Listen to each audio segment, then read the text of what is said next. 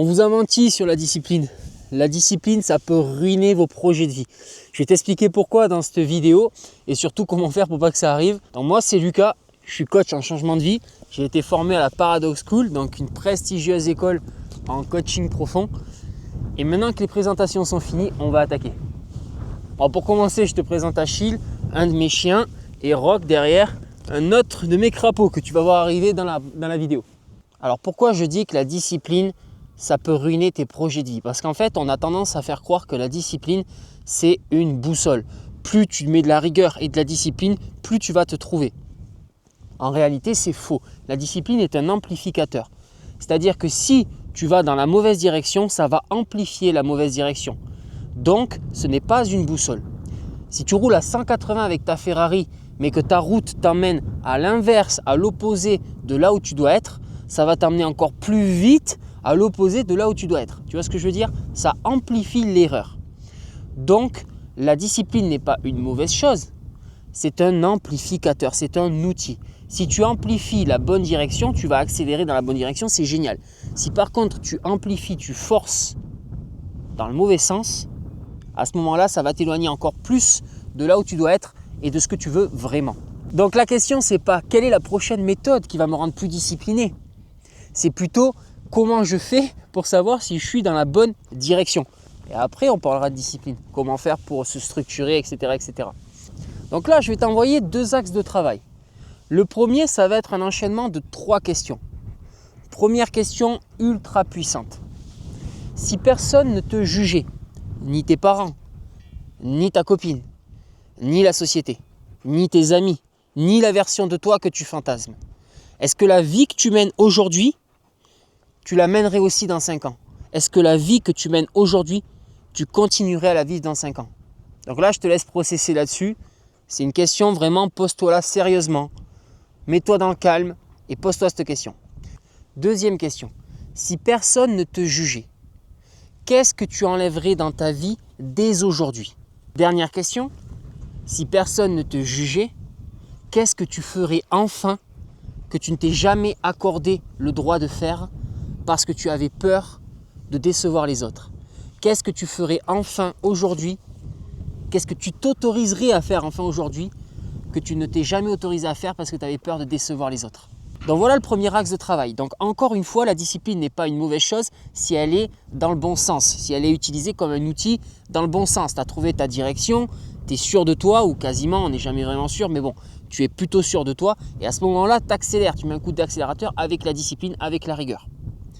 Si par contre, ce n'est pas le cas, tu n'es pas sûr de toi, tu forces, tu sens que la direction dans laquelle tu vas, elle te coûte énergétiquement, c'est lourd. Et en plus, tu y vas avec de la discipline, tu forces, alors là, tu accélères dans le mauvais sens et ça t'éloigne encore plus vite de qui tu es. Donc deuxième axe de travail, maintenant on va aller voir le côté énergétique. Qu'est-ce qui dans ta journée te donne de l'énergie? Autrement dit, quand tu es fatigué, que tu rentres d'une journée épuisante de travail en partant du principe que ton travail n'est pas encore celui qui t'épanouisse. Donc tu rentres de ton travail, tu es complètement cramé, tu es vraiment fatigué et pour autant, pour cette chose, tu trouves quand même des ressources, tu trouves quand même de l'énergie. Donc pose-toi la question, si je prends un exemple concret pour moi, je rentre de ma journée de travail avec mes chiens, alors j'ai un boulot qui m'épanouit, je suis conducteur de chien de traîneau, mais malgré tout, je rentre d'une journée avec mes chiens, je suis fatigué. Si je sais que j'ai un entraînement d'équitation western, je trouve des piles et j'y vais quand même. Ce qui prouve que c'est vraiment une activité qui me nourrit, qui me donne de l'énergie. Deuxième chose, qu'est-ce qui te coûte de l'énergie? Qu'est-ce qui dans ta journée te coûte de l'énergie? Tu sens que vraiment ça te pompe. C'est quelque chose que tu as du mal à faire.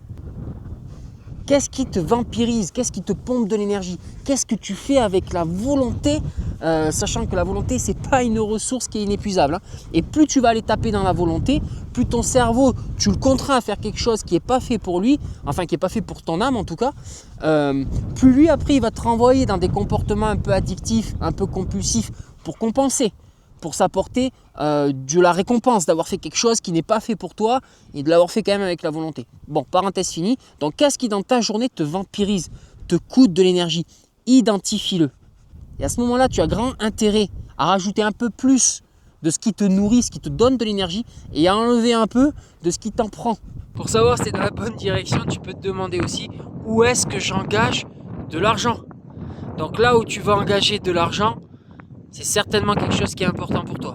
Donc regarde où tu engages de l'argent une fois que tu as payé tes factures, tes obligations, tout ça. Encore une fois, moi en ce moment, là où j'engage de l'argent, c'est dans l'équitation western. Bon, parce qu'en ce moment, c'est ça qui me nourrit. Donc tu vas regarder où est-ce que ton argent part. Tu peux regarder aussi qu'est-ce qui se trouve dans tes pièces. Quels sont les objets qui se trouvent dans tes pièces. Ça aussi, ça va te montrer ce qui est important pour toi en ce moment. Moi, encore une fois, on reprend un exemple. Eh bien, j'ai mes jeans de cow-boy, mes chaussures de cow-boy, mon chapeau, ma veste à carreaux, mes chemises, etc., etc. Bon, si ma vie, elle va dans cette direction, si j'ai beaucoup de cours d'équitation western, si j'ai beaucoup de festivals, de rodéo, bon, mais ça veut dire que je suis sur la bonne direction. Si mon business, il s'oriente dans ce milieu-là, bah, c'est que je suis sur le bon chemin. Ok, là, je peux envoyer de la discipline. Là, je peux envoyer du gaz. Maintenant, je peux accélérer. Mais vous voyez cette gymnastique? D'abord, on trouve la bonne direction. Après, on accélère. Créer sa vie, ça commence par trouver un cap. N'importe quel marin qui prend la mer sans cap va dériver. Ça, tout le monde le comprend. Donc, encore une fois, avant d'ouvrir la grande voile de la discipline, choisis un cap. Sinon, tu vas franchement accélérer dans le mauvais sens. Et pourquoi je vous fais cette vidéo? C'est pour pas que tu culpabilises. Si tu n'arrives pas à te mettre au travail, si tu n'arrives pas à être régulier, à être rigoureux, à être discipliné, vraiment tu n'y arrives pas. C'est que certainement tu n'es pas au bon endroit. Okay? Quand tu es à ta place, quand tu es dans ce que tu aimes faire, dans ce qui est fait pour toi, on est dans ce qu'on appelle le flow. C'est facile. Donc voilà, la dernière partie de cette vidéo, c'est vraiment pour te dire que ne culpabilise pas. Au contraire, si tu as du mal à être discipliné, prends ça comme un signe.